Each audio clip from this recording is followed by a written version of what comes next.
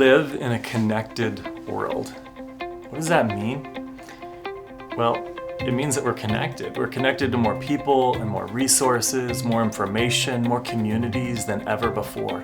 That's huge. It has immense implications for our formal schools and for each of us as lifelong learners. Let's just kind of walk through those for a moment. We have access to more information than we've ever had before. So I can hop online or on my mobile device and I can answer virtually any factual question that I want. I can find out about people and communities that might be of interest to me. And that's pretty powerful. And that has some implications for how we teach and what we teach and when we teach and why we teach. But that people part and the community part, I think, is huge. Maybe the biggest change. I now have access to people from around the world. As I gave in my example about Howard Gardner reaching out and getting an answer from his graduate assistant. I can reach out to leaders in the world as I have questions. If I'm interested in some future calling or career, I can talk to people who are actually doing it, and some of them might even be willing to mentor me and help me out and give me some tips and introduce me to people. I have access to communities that I might never have access to before. And I use this example sometimes that I think is an interesting one. So I live in Wisconsin, and North Wisconsin, there aren't a lot of people up there, right? It's pretty cold, and clearly you see more wildlife than people on some days in certain areas.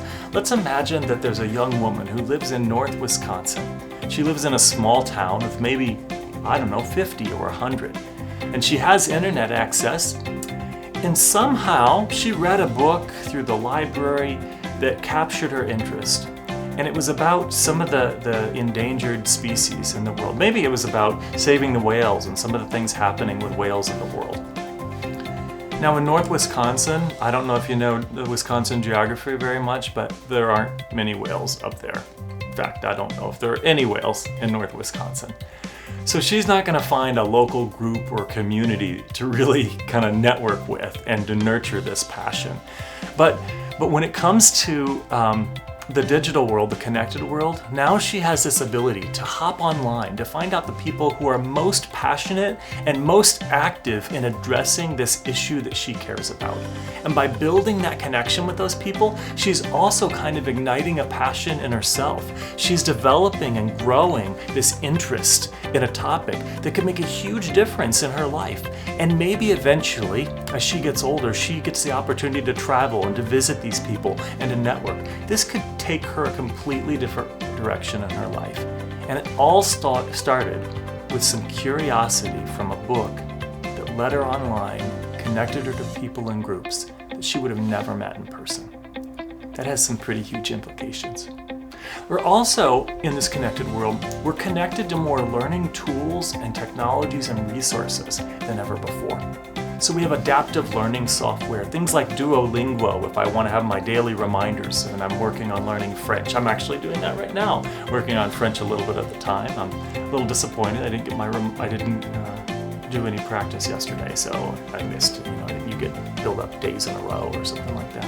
But Duolingo and other tools like that, like Khan Academy, these are learning tools and resources that help me and kind of amplify my own interest and capacity for being a self-directed learner. So I have access to more information, to more people, to more groups, and more learning tools and technologies than ever before. And it gives me the ability, if I just have the willingness and the curiosity, the willpower, the discipline, it allows me to learn virtually anything that I want.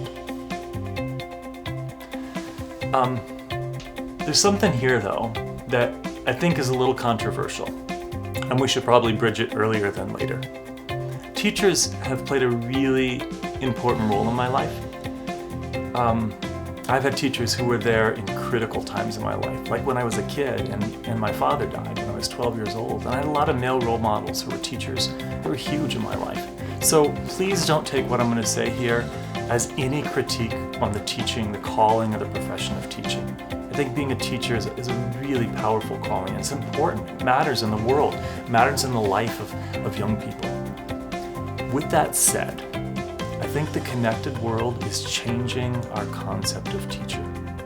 Maybe this has always been true, but it seems truer or more evident than ever before that a teacher, The definition of a teacher is really anyone or anything that helps you learn.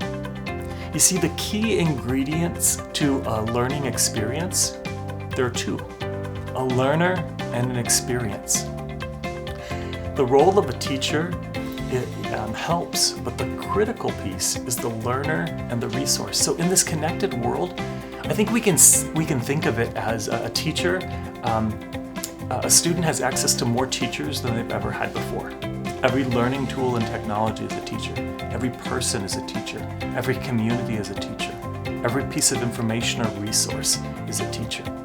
That doesn't diminish the role of traditional classroom teachers necessarily, but I think to move forward in education and ignore the fact that we have all these other teachers available to us is really going to undermine some great opportunities we have to leverage the connected world for teaching and learning.